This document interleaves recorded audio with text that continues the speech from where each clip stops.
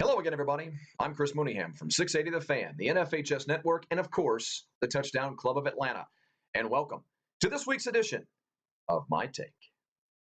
Yeah, thanks for joining us, everybody. Now, we're winding down the Georgia high school football regular season, and in fact, it ends this week. So, as I promised you last week, this is a great opportunity to take a look at the final rankings going into the last game of the year inside of 1A public and 1A private. Remember, they settle their teams that are going into the playoffs a little bit different fashion than the rest of the state. It comes down to a power ranking.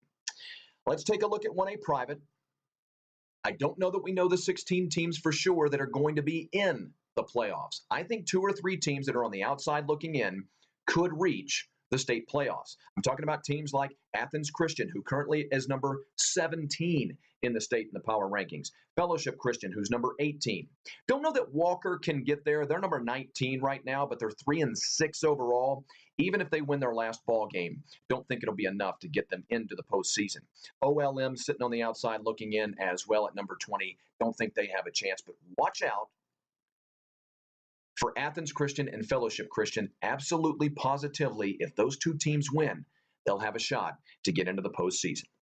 Let's talk about the top 5, because that's really where 1A private's bread is buttered.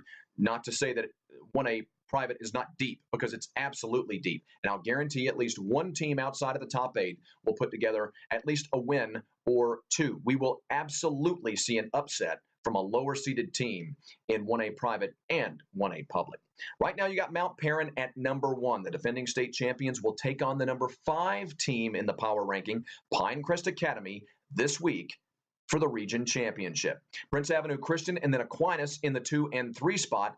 Some people believe Prince Avenue Christian is the number 1 team in the state. It's hard to argue with. I think eventually we're going to find out. Aquinas moves up to number 3 via their win over a undefeated Lincoln and undefeated Lincoln County. I'm a broadcaster. Eagles Landing Christian has won their region championship. They beat Landmark last week, and so we know they'll be a top 8 seed. Right now, they're sitting at number 4. Athens Academy and Savannah Christian will be very dangerous. What a great story Athens Academy is. Some people think they're overrated. I'm not so sure. What I do know is that Savannah Christian and Calvary Day, 2 really, really good teams. One of which will not be in the top 8. Remember, one of those teams will not be in the top 8 because of the region championship. Stratford Academy, Landmark Christian, all great stories.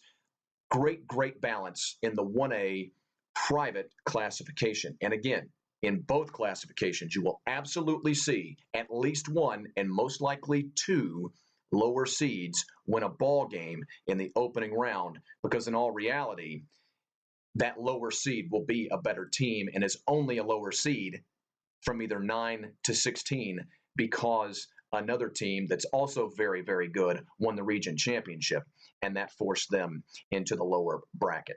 Okay, without question, the biggest story of 1A public is the fact that the defending state champions are not going to be in the playoffs. Barring some sort of mathematical miracle, the Hawkinsville Red Devils, who have finished their season at 5-5, are going to be on the outside of the playoff brackets looking in. And that's really too bad, because I got to tell you something.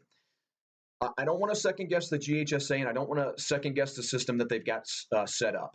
I don't know that it's the most perfect system.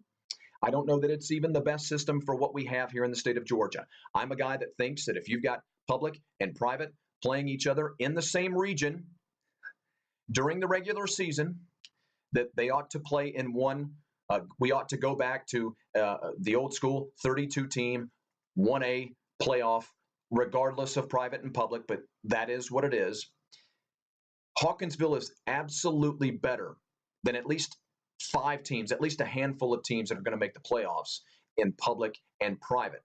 That's the eyeball test, okay? That's the college football playoff eyeball test. You can use all the metrics and power rankings that you want, but with all due respect, and I don't mean to sound cocky when I say this, but most people will tell you this that are experts across the state. I know high school football as well as that there are about 5 of us that really know it so very well. And I think 4 out of the 5 will tell you that, yes, something's missing from Hawkinsville this year, but there's no way that they're not a playoff team in 2015. Talent-wise, because, in fact, they will not be a playoff team in 2015. Marion County, number 1 in the 1A public rankings. Turner County's 2, Charlton and Clinch 3 and 4. Of course, they're in the same region. They just played each other. One of those teams will not be in the top 8. I'll let you go out and do the research. Lincoln County 5. ECI is back this year. They're at number 6, and they could be very dangerous in the playoffs. In fact, in some ways, they're kind of underrated. Irwin County, Mount Zion, all in the top 10. Watch out in the bottom half. I don't know that anybody's going to be able to sneak into this thing like Trentland, who's number 17. I don't think they're going to make the playoffs. I really, really don't. I think we know our bottom 3. It's going to be Randolph, Clay, Telfair, and Twiggs County. And we're going to have another below 500 team, most likely, in the state playoffs.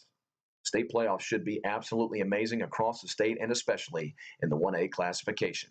Until next week, I'm Chris Mooneyham for My Take.